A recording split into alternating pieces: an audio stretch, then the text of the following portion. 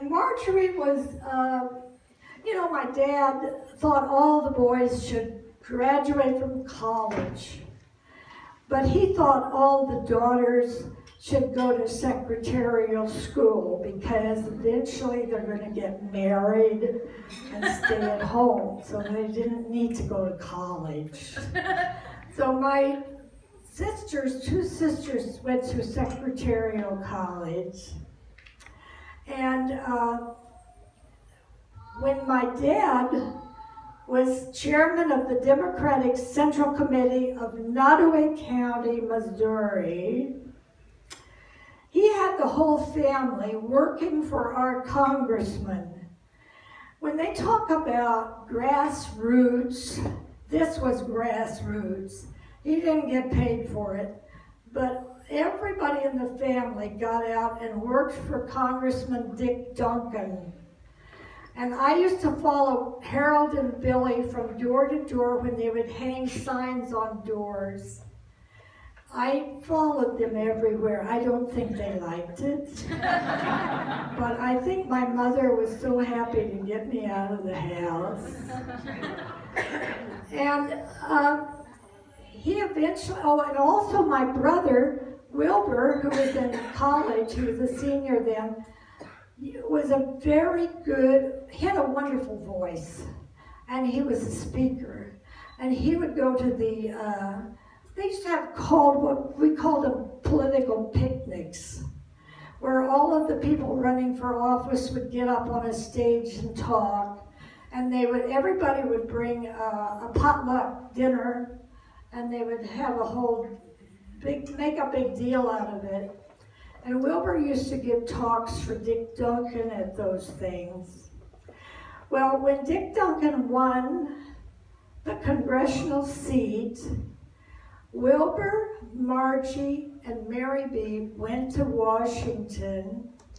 He got Wilbur a job as Capitol policeman, and he was able to enroll in Georgetown Law School. My sister, Marjorie, got a job with Congresswoman Nan Wood Honeyman from Portland, Oregon. And my sister, Mary B., got a job with Federal Housing Administration in Washington. That was the payback. You worked hard to get somebody elected, and they would return the favor. That all changed later. That was not considered correct.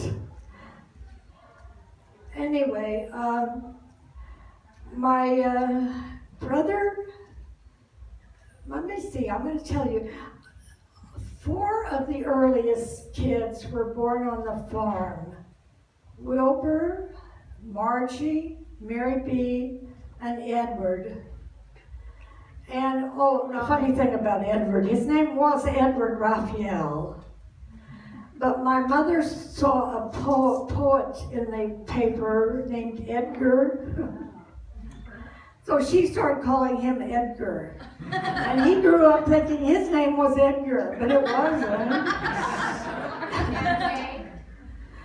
Anyway, then when they moved... Raleigh, you missed Raleigh. What? Well, she talked about Raleigh. No, but you said the 4 oldest, and you meant to include Raleigh.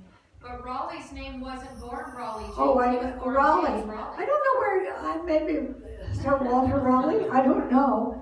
She read a lot of books. James Raleigh? She got my name, Catherine, from my godmother, and she insisted I use an A in the middle. And my middle name is Eileen, but it's spelled I-L-E-N-E after I think she was from Denmark, a princess who was visiting New York, and her picture was on the paper, and she liked the name, so she gave me that name, Eileen. Oh, she was Pretty soon, I'm losing track of where I was. Well, do you want to talk about maybe maybe Harold? Talk about Harold now, or Eddie? Talk about Eddie. Talk about the sons, the people who are the relatives are here, their sons. So Eddie, talk about Eddie for a while, maybe. Well, Eddie and Bob. I talked about Raleigh. Now I'm going to talk about Eddie. Eddie was a baseball player. He worked for Dad for a while, but my mother didn't want him working there because he would get too dirty. So at this point, Robert had already gone to California and had a job with the Alexander Food Company out there. And the reason he went out, there were other boys from Maryville out there, so he was able to contact them and stay with them. And then Eddie followed him, and he also got a job in the Alexander Meat Market or food service. And then, who's the next one? Robert, okay. Robert, before he went to California, we called him kind of our celebrity because he was a dancer. He was very outgoing. He was very charismatic. He was just he had a lot of friends. He made friends. And he also was an artist. And when he was in high school, he got a job at our Tony Buell's butcher shop, which was also a grocery store. And they said that when nobody was in there, he used to do his tap dancing exercises all around the store to practice.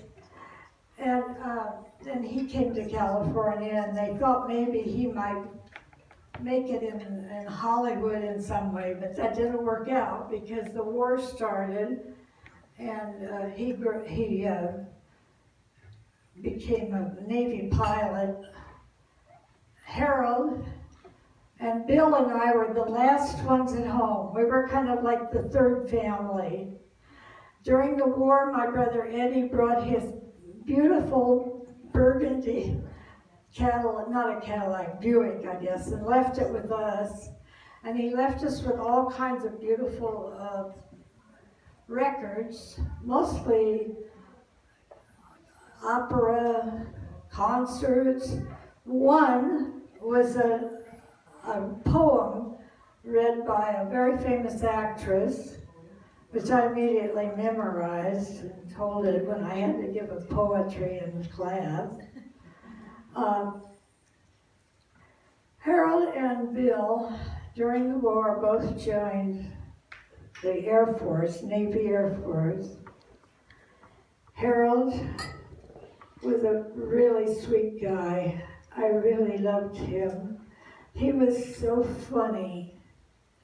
And when he was in the service and he had married Jane Carlock, who we loved, they were in Minnesota, St. Paul, Minneapolis, and he wanted me to come up and visit them. I'd never been on a plane, I've never been on a train.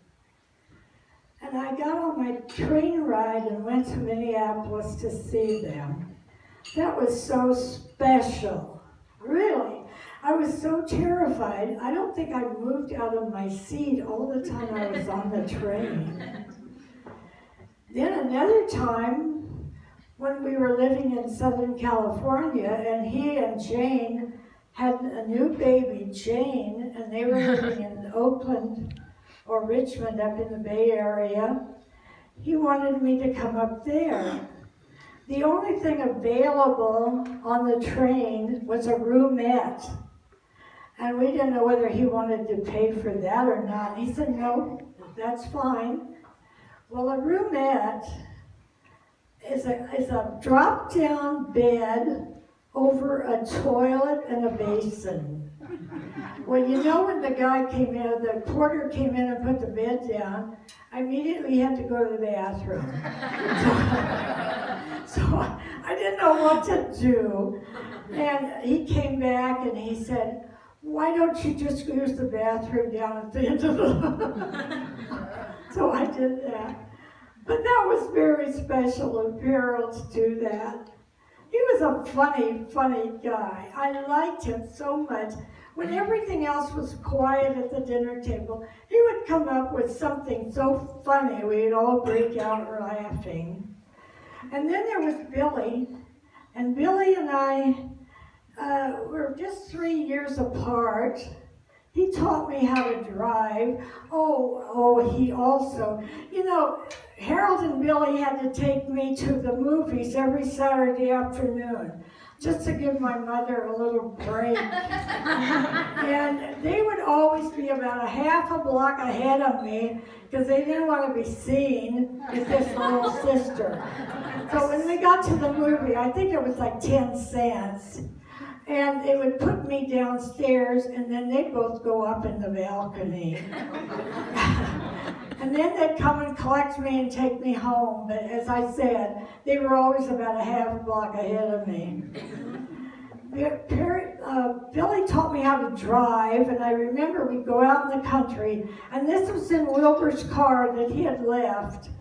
And I remember he always said, when you're going around the curve, you kind of take your foot up off the pedometer or whatever, what the hell. Foot feet. I think I called it foot feet.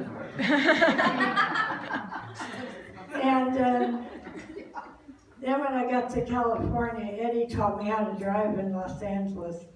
I'm a very good driver. I am. I have driven in Tehran. And they're the wildest drivers you can imagine. But I managed to stay right in there. Never let them get it. Anyway, that's about it. Thank you.